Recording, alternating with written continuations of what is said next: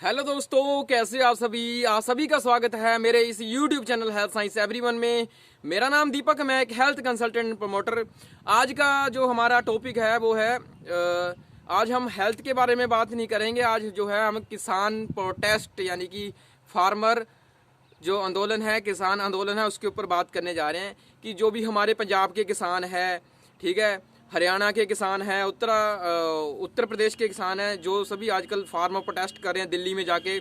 हमारे जो एमएसपी जो सेंट्रल गवर्नमेंट में जो अभी लॉ जो बनाया है, तो वो जो किसानों को जो है मंजूर नहीं है। क्यों मंजूर नहीं है, इसके कुछ कारण है। सो फ्रेंड, पहले ये जान लेते हैं कि एमएसपी है क्या। एमएसपी है मिनिमम सपोर्ट प्राइस, यानी कि न्यूनतम कम से कम समर्थन मूल्य, न्यूनतम समर्थन मूल्य, ठीक है। तो न्यूनतम समर्थन मूल्य जो है क्या है, इसमें जो है कि जो हमारे एमएसपी है, इसमें सेंट्रल गवर्नमेंट ने ये बनाया है कि जो भी किसान हैं उनका जो जब भी हमारे कोई भी फसल होगी, जैसे कि है ना, एमएसपी पहले सिर्फ गेहूं पर था, गेहूं पर लगाया गया था। वो 1964 से 64 या 67 में जो है बना दिया था कानून कि गेहूं पर है। अब जो है इन्होंने 22 जो पर की जो फसलें होती हैं, जो भी हमारा प्रोडक्शन होता है, उस पे लगा दिया है। 22 तरह की जो भी आइटम्स है हमारी, जैसे क्रॉप, जो भी हमारे सीरियल्स होते हैं, ठीक है, उसके बाद हमारे जो भी कमर्शियल होते हैं, और जो भी हमारे खाने वाले, जो भी हमारे सीरियल में हमारे जैसे गेहूं आ गया है ना, गेहूं, मक्का, धान, जौ, बाजरा, ये सभी चीज़ें हैं जो है, इन पे एमएसपी लगाया है। उसके बाद हमारी जो 5 तरह की दालें हैं, चना दाल है, उड़द की दाल है, मसूर की दाल है, ठीक है, और हमारी जो भी दालें हैं इन पे एमएसपी। उसके बाद हमारे कमर्शियल प्रोडक्ट जैसे कि कपास हो गया है ना, रुई, और उसके बाद हमारे ऑयल वाले जो भी हमारे सीड्स होते हैं, जैसे पीनट हो गया, पीनट, सनफ्लावर, ये जो भी सीड्स हैं, हमारी सरसों, मस्टर्ड, ये सभी चीज़ों पर जो है एमएसपी 22 तरह की आइटम जो है उस पर जो है एमएसपी लागू किया है ना। तो किसान इस एमएसपी है क्या, इसमें जो है हमारे जैसे किसान ने कोई फसल बोई, जैसे रबी फसल होती है और खरीफ फसल होती है, खरीफ और रबी। किसान ने जो फसल बोई, जब उसकी बुआई, जब फसल की बुआई होती है, ठीक है, जब उसको बोया जाता है, तभी जो है एमएसपी जो में सेंट्रल गवर्नमेंट ने बोला है कि तुम्हारा जो है एक मूल्य निर्धारित कर दिया जाएगा, और उसके बाद जब फसल की कटाई होगी, ठीक है, तो वही मूल्य दिया जाएगा जो हमने फसल की बुआई के टाइम आपको कहा था, ठीक है। तो जब हमारी फसल कटेगी, ठीक है, तो जो है एमएसपी में जो है सेंट्रल गवर्नमेंट जो भी हमारे व्यापारी हैं वो खरीद लेंगे इस फसल को, ठीक है। तो वो उस मूल्य पर खरीदेंगे जिस मूल्य पर एमएसपी जो है लागू की है, जो भी सेंट्रल गवर्नमेंट ने रेट रखे हुए हैं उस पर खरीदी जाएगी फसल। मतलब उससे जो है कोई कम नहीं खरीद सकता, ठीक है, ज़्यादा नहीं। ये किसानों के वेलफेयर के लिए बनाया गया है एमएसपी। बट इसमें किसान ये कहते हैं कि आपने गारंटी दो लिख के, बाई रिटर्न जो सेंट्रल गवर्नमेंट में लिखित में नहीं दे रही कि एमएसपी लॉन्ग टाइम तक चलेगी, आप 1 साल के तक दोगे, उसके बाद क्या गारंटी है कि आप एमएसपी हमें देते रहोगे, नहीं दोगे ना। तो यही जो है किसान ये बोलते हैं कि हमें लिखन में दे देना, बिल वापस लो ना लो, बट ये बोलो कि एमएसपी ठीक है, बना दिया, एमएसपी दे रहे हो, पर हमें लिखत में दे दो कि जो है कि हमारा एमएसपी जो है अब मतलब बाद में भी एमएसपी चलता रहेगा, और हमारी जो है फसलों पर हमें अच्छी इनकम देते रहोगे। जो गेहूं का रेट 1875 रुपये किया है, ठीक है, धान का भी रेट ज़्यादा किया है, ये सभी चीज़ों का बढ़ाया है एमएसपी के दौरान। बट बाद में जो है एमएसपी के खतरे भी हैं बहुत सारे ना। इसमें जो है एमएसपी का जो फ़ायदा है ज़्यादातर जो है 6-7% बंदों की होता है, जिसके पास ज़्यादा ज़मीन है, जो छोटे ज़मींदार है, जिसकी 5 एकड़ से कम ज़मीन है, ठीक है, उनके लिए ये प्रॉफिटेबल नहीं है। कह रहे वो छोटे किसान ही बोल रहे हैं कि हमें ये चाहिए नहीं बिल, ठीक है। तो ये है एमएसपी का जो फंडा है, जो रोज़ हमारे जो किसान है वहाँ जाके प्रदर्शन करे, जो हमारे सेंट्रल गवर्नमेंट पीएम है जो हमारे, वो वापस बिल लेने के लिए मान नहीं रहे। वो कह रहे हैं एमएसपी आपके लिए बढ़िया है, किसानों के वेलफेयर के लिए है। तो अगर भाई वेलफेयर के लिए है तो लिखन में दे दे कि एमएसपी लॉन्ग टाइम तुम चलेगा, क्योंकि बाद में ऐसे होगा इन्होंने प्राइवेट सेक्टर वाले इंक्लूड कर रखे हैं, जैसे अंबानी, अडानी, जो भी हमारे जो भी जिनके बड़े नेटवर्कर हैं, उनके पास बहुत सारा पैसा है, वो प्राइवेट ऑर्गेनाइजेशन वाले बंदे हैं, वो बाद में जो है कोऑपरेट बहुत ज़्यादा मात्रा में जो है किसानों से जो है मिनिमम सपोर्ट प्राइस यानी MSP के दौरान जो है बहुत सारा मात्रा में जो है अनाज खरीद लेंगे, ठीक है, उसका जो है स्टोरेज कर लेंगे।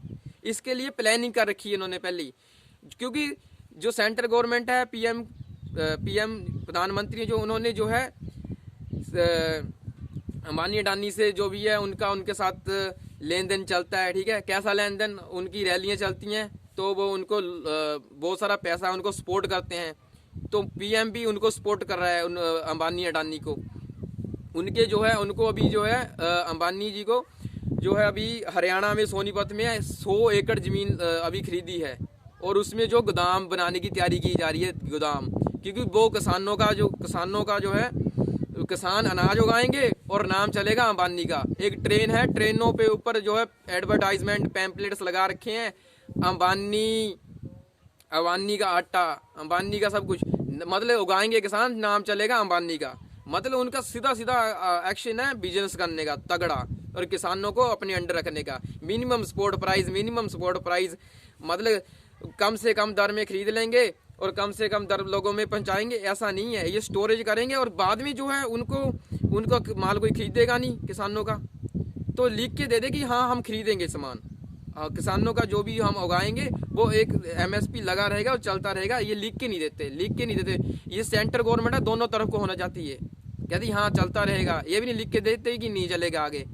अभी 1-2 साल के लिए हमें प्रॉफिट दे देंगे MSP वाले, बाद में जो है ऐसा प्रॉफिट नहीं होगा, क्योंकि ज़्यादा प्रोडक्शन हो जाएगा, प्रोडक्शन वो स्टोर कर लेंगे अंबानी अडानी, और उसके बाद फिर ऑनलाइन सर्विस शुरू हो जाएंगी जैसे भी चल रहा है, ठीक है। सो फ्रेंड, ऐसे ही है एक तरह का नेटवर्क। जैसे अभी रामदेव ने बहुत सारा अभी प्रोडक्शन कर लिया है, रामदेव वाला ही सीन होने वाला है। जैसे रामदेव ने जो है किसानों का उगाए हुए आलू हैं, किसानों के उगाए हुए मसाले हैं, उसको ही अपना पैक करके पतंजलि का नाम थोप के दे ही जा रहा कि ये प्योर है जी। कौन सा प्योर? कुछ प्योर नहीं है। उसका भी फाउंड हुआ है कि उसके शहद में चीनी पाई गई है, तो कहाँ से प्योर हो गया? ठीक है फ्रेंड्स, कोई प्योर नहीं है, ये सब बिजनेसबाजी है।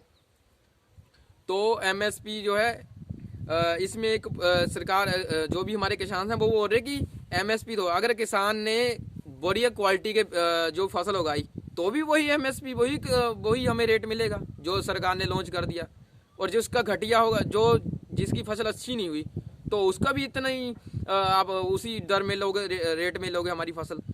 तो ये सारी चीज़ें इंक्लूड हैं। इन्हीं के पीछे बार बार विवाद हो रहा है कि PM जो है हमें लिख के दे दे कि जो है हम MSP जारी रखेंगे, हमारी फसल को जो है रेगुलर अच्छी इनकम अपने अच्छे रेट पे ले जाएगी।